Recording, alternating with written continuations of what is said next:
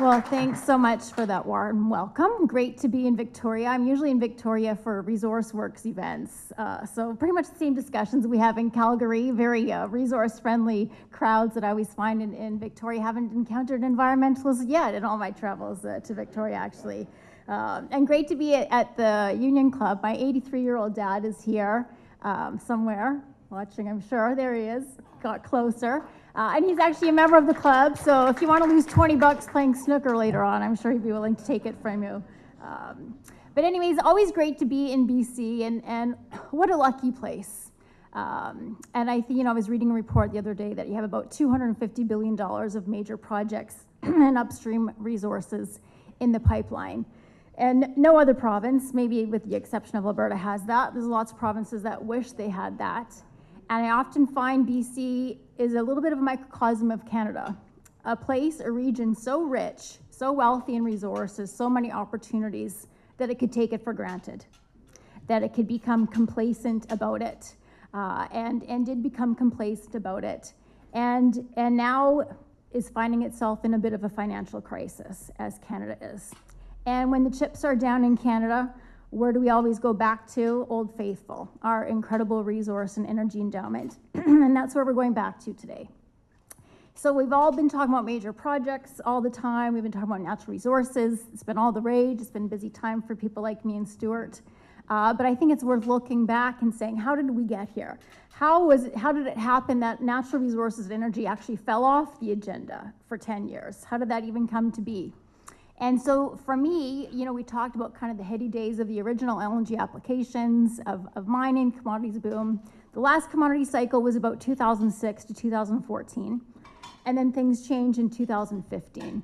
And so it's easy in Canada to go back and say, well, we've been in this doldrum, a lost decade since 2015. What happened in Canada in 2015? Justin Trudeau was elected. But you have to ask yourselves, what was the setting that someone with Justin Trudeau's agenda could come onto the scene and become in power for that long? And for me, there's a handful of things that contributed, to big things that contributed. One was the end of the commodity supercycle. And the reason there was a commodity supercycle preceding that, one was because China was growing at a ferocious pace, about 8 to 10% a year. And part of that was reaping the demographic dividend of its one-child policy and its economic liberalization, where it just had a huge surge of working age people, and there was just this incredible demand for resources, and that drove up the prices of resources and energy in the world. But then you had the downswing, and eventually China's growth got ahead of it, and the other thing that happened was we overinvested in a lot of energy and minerals, and so now we had abundance rather than scarcity. And what Jeff alluded to before was the shale revolution. That around that time is when hydraulic fracturing and horizontal drilling made energy cheap. And oil had been very expensive, and gas had been expensive for the 10 years before that. And inflation had been high, and you had some financial crises, but then energy became cheap. And then you could take it for granted, and then you could become complacent. And that's what happened. So one is the commodity cycle downswing, the lack of scarcity that allowed us to turn our attention to longer term things like climate change.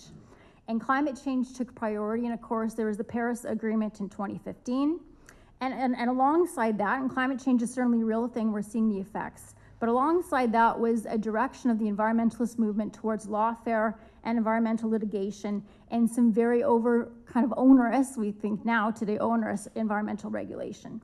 And that did also change the tenor of how you could do natural resource development, how that was permitted and approved in practice. And I think a third thing was urbanization. This has been going on for many decades in Canada, but maybe around then was the first generation millennials who were really divorced from any kind of resource development, who didn't have parents that grew up on farms, who didn't have parents that grew up in mines, and where the experience of getting food was going to the grocery store, or the experience of getting energy was pumping gas at a gas station or plugging your phone into a wall in the outlet, and didn't have a real idea, didn't have real world experience of how those things came to be. And if you don't know that, then it's very easy to take it for granted. It's always been there, therefore it will always be there. And of course, that isn't what's happened. And so resource development, energy was put off the agenda. How did it get back on the agenda? What happened? And the easy answer would be Russia's war in Ukraine is the first thing that kind of kicked everyone back to reality. And it was, first of all, an energy security issue, but most of all, it was a supply shock. Maybe we don't all care about Ukraine, maybe some of us certainly do, but it's very abstract for most of us.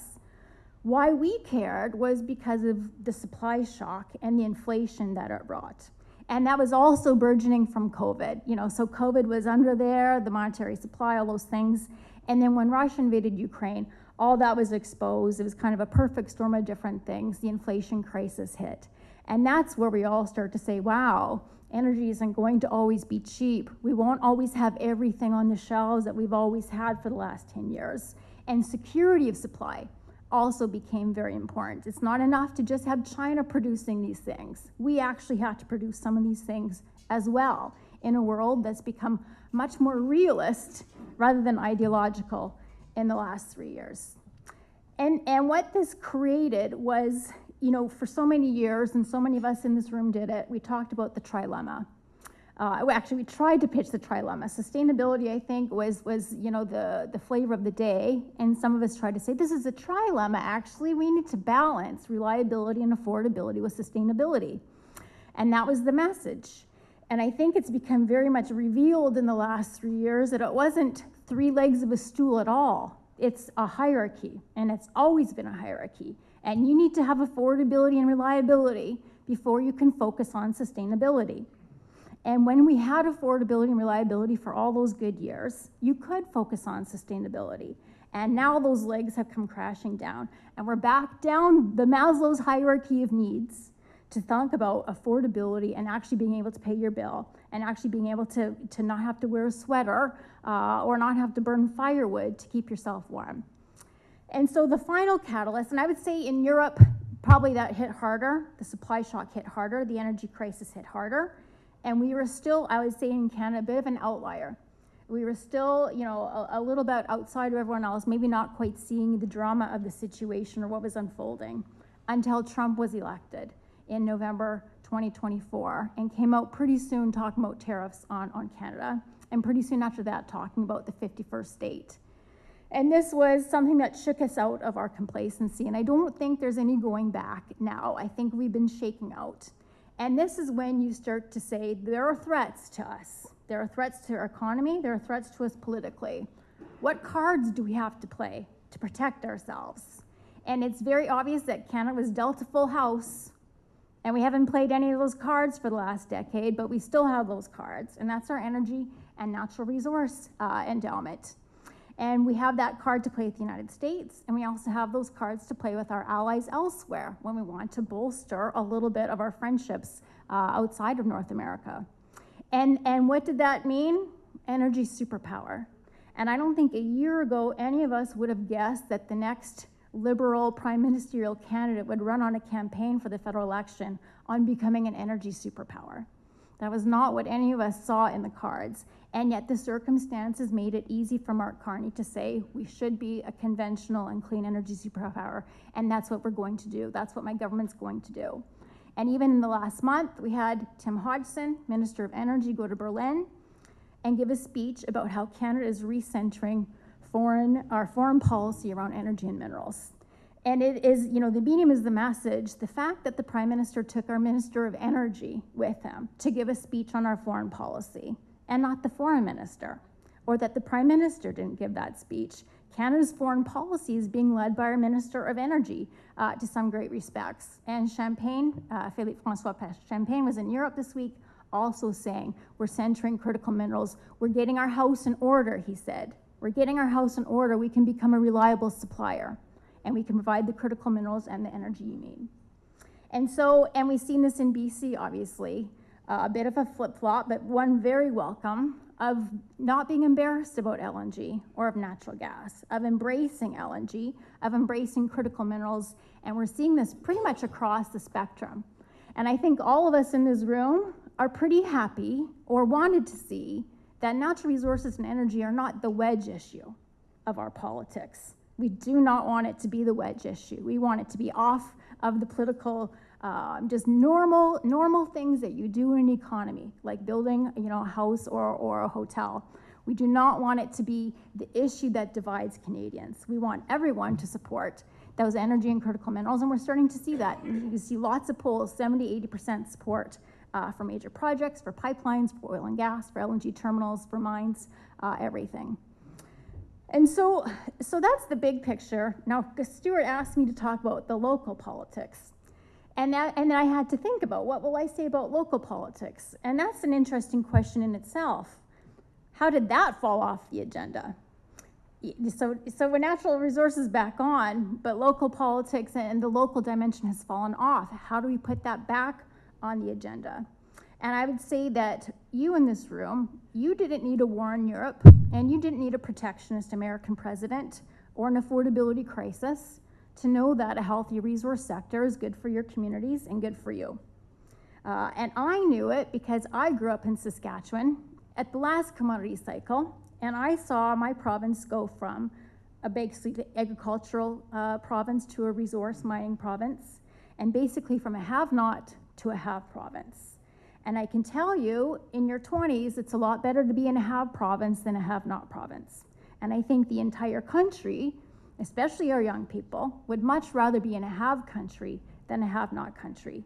And so what can we do to provide that for them? And we were never embarrassed. I like the remarks from the previous mayor. It didn't even occur to us to be embarrassed about agriculture or resources. And everyone I knew that was the smartest or the hardest working or the most entrepreneurial or the most ambitious almost certainly went to the resource sector. Almost certainly went and worked for Cameco or Potash Corps or moved to Calgary and worked for oil and gas countries or companies. And it's bewildering to me when so many in some parts of Canada consider resource development as a 20th century sector, or that we are mere hewers of wood and haulers of water, and we need to move up the ladder, up the economic ladder to better sectors. When we know how capital and knowledge intense our resource sectors are. We just heard that the natural gas sector provides a productivity per hour of $1,064, 17 times higher than the average. And yet, it seems like some people would rather we compete with Vietnam for manufacturing jobs. So all of which to say, to wrap this up for you, Stuart, at that time, when I was thinking about resource development originally at that last commodities, my actual PhD was in, Margaretta, was economic development. It was Northern Indigenous resource development, but it was really, the theory was economic development. And here's two things that I learned. One is that energy is perfectly correlated with human development. The more energy you use, the higher your economic development goes up. And I think it was a pipe dream to think that degrowth would ever become a sustainable political theory. And that was the theory that we should be happy with scarcity, we should just do less, we should have less, we should produce less. And maybe for some of us in this room, we could do with a little bit less. But for most people, for about 7.5 billion people in the world, they could not do with less, and they absolutely need more energy. And it was foolish to think that we would start to reduce our energy use. We're still very much in a period where we're increasing energy use. And how can we provide that for people in the best means possible? The other was studying development in Northern Indigenous communities. And I did a lot actually on education. I did some on mental health, I did some on poverty. And the solution for most of those problems was always economic development. You just needed more resources and you needed more opportunity. And the communities that I observed that were the healthiest, that had the strongest leadership, that had the most hope, the most optimism, were usually those who were engaged in economic development. And for most Indigenous communities in this country, that means resource development. And we've seen in the last 10 years the opening of space for Indigenous communities who wanted to engage with that, to not only have the legal ability to and be consulted, but also to want to do that. And it's always been posed to me, and we'll talk about it. They were never against resource development, they were against being left out. And how do we find ways to do this well together? And why do we want this? What is it that a healthy resource sector provides, just to finish off here? Obviously, it's good jobs. Why do you care? It's not, you don't care because of Ukraine or because of foreign exchange or because of Trump tariffs. You care because The healthy resource sector provides good jobs. And when you have a good job, you can own your own home and you can raise a family. And that used to be the bare minimum in Canada. And now it's out of reach for a lot of people. But it's still absolutely possible to get that back. And someone mentioned the point, it's been called a sunset industry. It is not a sunset industry. In 1,000 years, we'll be using energy. In 1,000 years, we'll be using copper. In 1,000 years, we'll be using lumber. We will never transition out of using raw materials. And even the tech sector, we all love AI and tech. Energy is the bottleneck of AI right now. AI is an energy industry. It is the biggest demand for energy that we have right now. So we won't transition. That means that we should be really good at it. And it's very important to me, and I think it's very important to you, that Canada is the best at it. And we can be, and we should be. But what I want to do is not forget in 10 years, when the commodity cycle turns again or some other political priorities come into play, let's not forget in 10 years that we're always going to need these industries. We will always want them to be healthy, and we've got to start putting roadblocks in our own way. So because I'm from Saskatchewan and now in Alberta, I just want to close with this. I'm very happy that natural gas is getting its time in the sunshine, and that BC has accepted it. And it's important to a lot of your communities, but oil is very important to a lot of communities where I come from. And BC's coastline is also our coastline. We don't have another coastline to go to. So I hope that all industries, coal, four-letter word coal, I hope all industries, what I hope is that Canada does it the best, and we could do it the proudest, and that they all have a chance to get to Tidewater and to global markets. So with that, I think we'll stop. Thanks, Stuart. Thank you, Heather.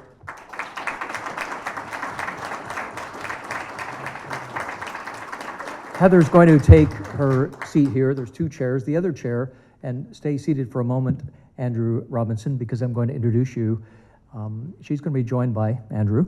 Andrew is a member of the Nisga'a Nation, the people of the Nass River, and there's 9,000 members of the nation. He resides in his home community, the Nisga'a village of Lex Galtsap, and he's from the Killer Whale House, to translate that to English, and from the Royal House of Nias Uz. Andrew served the Nisga'a, the village government for 2 decades as CAO, and he, in 2022, moved over as Executive Industry Relations Manager for the Nisga'a Lisims Government, NLG, and then in October 2023, the NLG executive appointed him to the office of CEO for the NLG admin-led operations, 11 departments, 180 employees. But I'll tell you what, the thing about Andy Robinson that made the greatest impression ever, well, the second greatest impression was when I saw him at the BC Natural Resources Forum, I think it was this year, speaking so eloquently about the opportunities for economic development for the Nisga'a, that last Monday morning, I went down to Canada Place because the Nisga'a had an announcement, they had news about their LNG project, and that was one of the biggest stories in Canadian energy. The young man who is so articulate and passionate, who I'm about to bring up, is at the center of the story of Lisims LNG, and to me that makes him an international superstar, or should be, but he's certainly someone who has very quickly come into the line of sight of so many of us. And so I would like to invite Andrew Robinson to come up and join Heather Exner-Pirot, where you're going to lead us through a very interesting Q&A on the stuff you want to talk about. Andrew. You can take this if you want. Or... Yes, okay.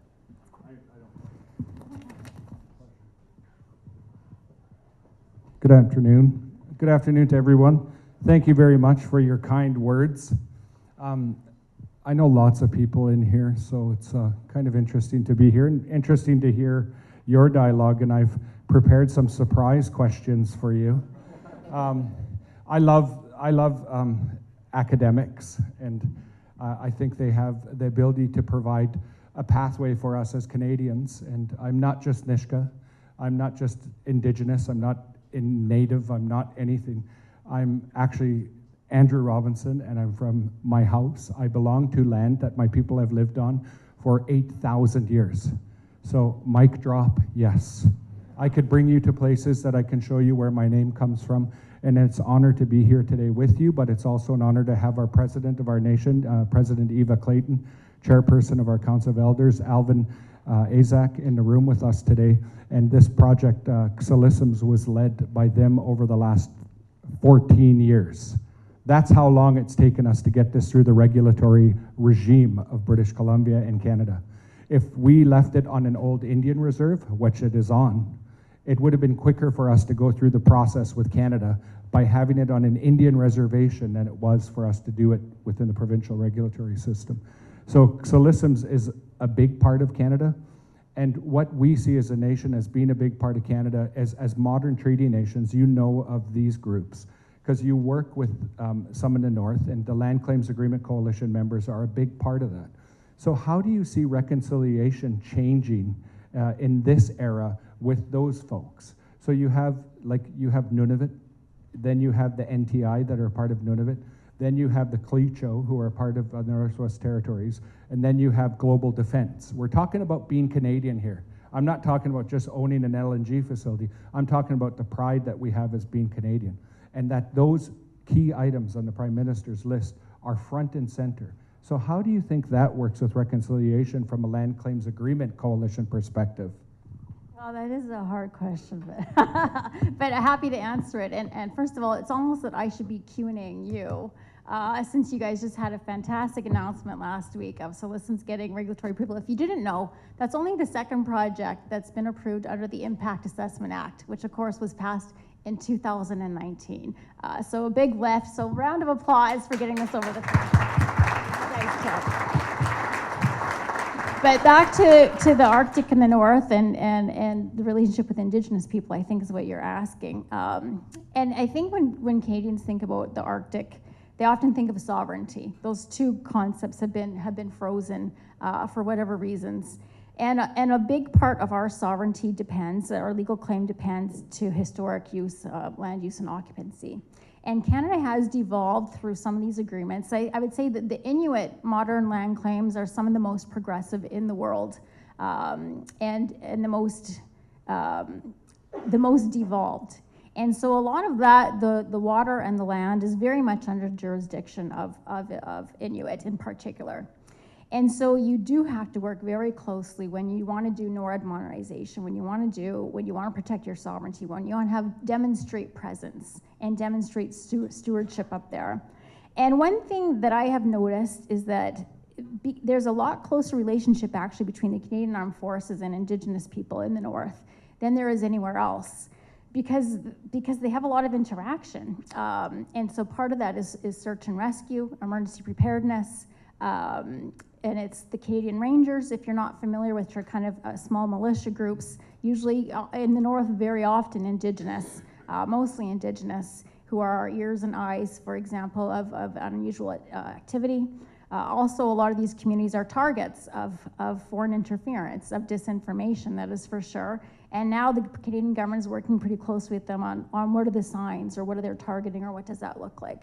So I would say in the Arctic is a pretty progressive region by necessity. You can't do anything on your own in the Arctic. You have to do in cooperation.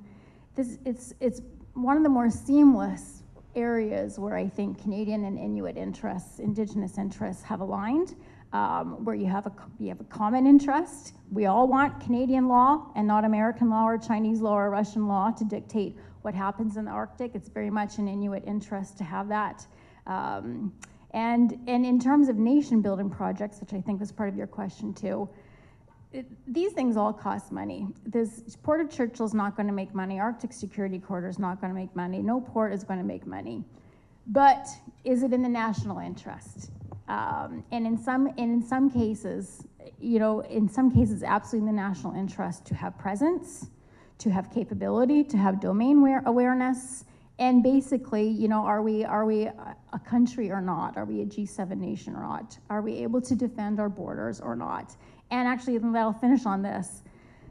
A big part of why we're focusing on NORAD modernization, a big part of why the Americans are concerned about the Canadian Arctic is because we're the vulnerable flank.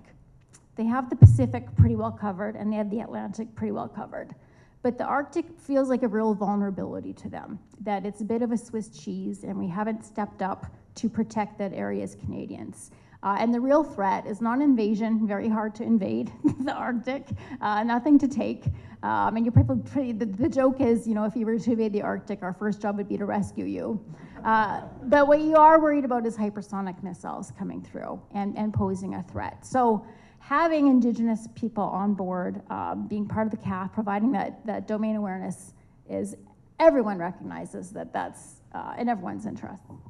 Cool. And my great-grandfather, his name was Andrew Robinson, in 1940 was provided with a box of 303 Britishes, and they were placed on his gill netter along with all the other Nisga's that were feeding the war effort, because they fished 24 hours a day, 7 days a week, 365 days a year during the war, and they were told if they seen a Jap, shoot them. And here, do you need more bullets? Here's more bullets. Last year we went hunting with the 303 British that was given to my grandfather, and they're used, a lot of the people in our community still have them, and they were a part of the coastal And they don't want Rangers. new ones, because those were great guns. Yeah. We might want new ones as Northerners. As Northerners in British Columbia, we know how important that is to us. But a big part of that, I really appreciate that, because I want to talk more about the positive pieces of the puzzle. So Lisims is a positive piece of the puzzle for Northwest BC and British Columbia as a whole, because as a country, we got to start strategizing better about how to work together and get out of these fiefdoms. I heard some discussions at the resource conference in Calgary where they were talking, Calgary and Alberta want to separate and join the United States. And I said, last time they did that, I said, there's this thing called Meech Lake. And somebody held up a feather. I said, you don't want to see what the Calgary Chiefs are going to hold up. And it won't be a feather. And everybody kind of chuckled in the room, and they said, yeah, let's just have a conversation. And that's what we need to do. So when it comes to reconciliation and the gains that we've seen as a country, the positionality of nations like ours who have spent 25 years in modern treaties.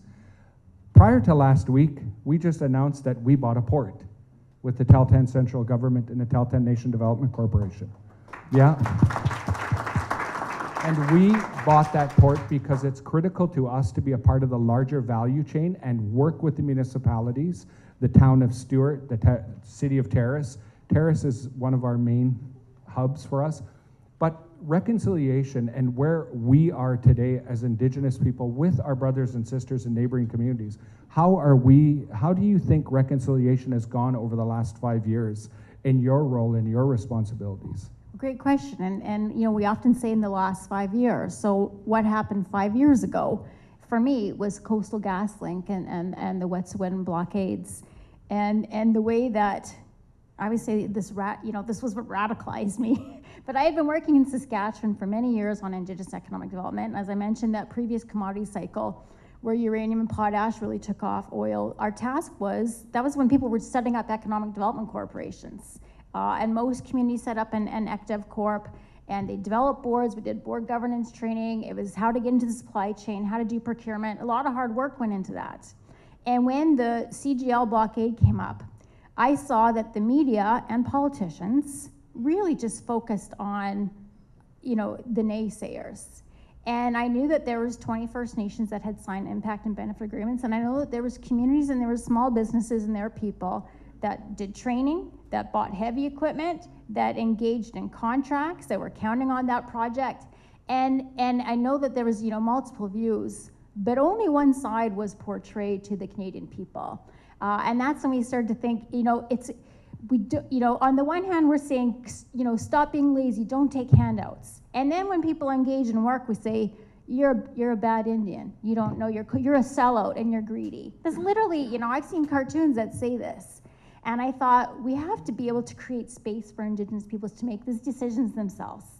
And maybe that's saying yes and maybe that's saying no, but it can't be that you're just in a box and you can only do one thing and you're not allowed to do anything else. So for me, what has happened in the last 5 years is, yes, the Canadian public is a lot more aware. It used to be 5 years ago, you just thought all Indigenous people were against resource development and all Indigenous people were against oil and gas. There's actually a New York Times article last week that was like that, and it made me reflect on how that article would never be written in Canada today. We know too much. And so I want to thank. I can't get enough of thanking you guys for the leadership you've shown. When we talk about reconciliation, it's so easy for me to explain or to pitch it when it's so obvious what a great path it can lead to. The reason I like economic development is because it's not zero sum. We can all have more, and we can all do better. And who would, the Nisga'a, the Haisla, who else would you rather have partners with? The Chinese? No, of course not. I would rather have you guys on these projects for sure. Cool. And very important, right? Because I'd kick her off if she wasn't. But I don't have that authority. And that's something we got to talk about that, right? Because so many people go, oh, well, if Indigenous nations don't approve this, then we can't do anything. Well, no, that's not the case. That's not how it works as a country. We need to be brought to the table in a respectful manner like what you talked about. It's taken my nation 113 years to negotiate a treaty to have this much of a say on our traditional territory, this much of a say on 8% of what was our traditional territory. And I think over the last 25 years, we've done a damn good job of having our say on our own land. And that has benefited, thank you, and that has benefited so many industries. You see the investment with Newmont Gold of acquiring Newcrest. You see the items going on with critical minerals in the northwest of British Columbia with Anglo American and their potential acquisition of Teck. And then you see the copper, and you see all the expansion in that area, the expansion in the Caribou, the expansion down in the northeast. And then you see IBAs coming to, like you talk about IBAs and you talk about that last economic cycle. But how do you see those going to that next level? Because I see Indigenous nations as people from the Haisla or people from other nations coming to us now and saying, so you need 1.5 billion, and I think we have maybe about 1.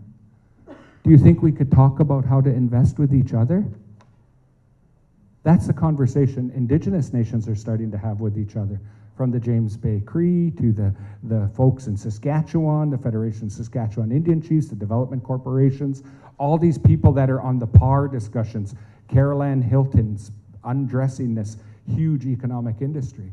So how do you see IBAs advancing when Indigenous nations start to say, we're going to take our trusts and the financial resources we have to be able to advance things even further? Do you see IBAs as morphine in the relationship with municipalities and Canadians morphing into something far more beneficial to us all? So I have thought about this a lot, and I think you're alluding to the fact that a big trend in Indigenous economic development has been equity and moving towards ownership, and for you guys being a proponent, which is even the next step. But not every project will have Indigenous equity. Not every Indigenous nation wants to have equity. There's 650 or so Indigenous nations, Métis, Inuit, probably 700. Every project will be different. Every nation is different. For some, they want royalties. They want that certainty. For some, they want the revenue. For some, it's the impact and benefit agreement. It's the infrastructure, it's the jobs. For some, it's the equity. And for some, it's actually being a proponent of a project. And I think, what should we do? What should the federal government do? What should provincial governments do? Is provide tools for all of those options. For me, I just want to see as many options as possible so nations can choose what is the right fit for you for that project. And now equity is a great option and a great tool. It can't be the only tool that we have in the toolbox, though. And I think now that we've kind of slain that that particular line, we need to think, okay, now we got the loan guarantees. What are the next things we can do together? What are the next financial incentives that we can bring industry and Indigenous people and align their interests so we can get even more projects done faster, better, where everyone benefits? Okay, I think I'm being told we're done, but I've never ever just sat down and asked somebody questions like this in front of everybody else. So I actually really wanted to just say it's an honor. And I do think that that's exactly it, is that I think when people start to do Indigenous engagement, over the last number of years, we as a nation created what we called the Indigenous or Industry Relations Office. And we built they have a PAR system in Canada, participatory Aboriginal engagement qualifications for companies that do good work with Indigenous nations. And we said, whatever, that's somebody patting their pocket and saying they're doing really good with them. I said, we want to actually see real benefits to our people. So if you want to become a tier 1 Nisga'a business, you actually have to be investing in Nisga'a people, hiring local people, not just Indigenous. We had 40% Indigenous people hired on the first part of the Prince Rupert gas transmission line. Segment 5, working. We had almost 65% of the people were from the local northwest part of British Columbia. That was phenomenal for us because we set up a system where we said, you can only be a part of the work that we carry out if you actually invest in your community and invest in your workers. And companies that did really well with it migrated into the mining space and migrated into that procurement space, and they're doing exceptionally well. So that is what we call the industry Nisga'a business tier system. And it's actually been proving really well for us because so many people and our own companies are investing in our own communities, investing in terrace, investing in buying businesses, safety companies, buying up other stuff in our local region. And that's capacity, right? Tears of joy. Yes. So thank you very much, everyone. And I know she needs to move on. Thank you. I really could listen to the two of them go on for a long time. In fact, if you guys haven't considered it, maybe you should start a podcast because I would listen to that. Honestly, it's so good. We have 10 minutes to go, a little break, and then we'll be hearing from our next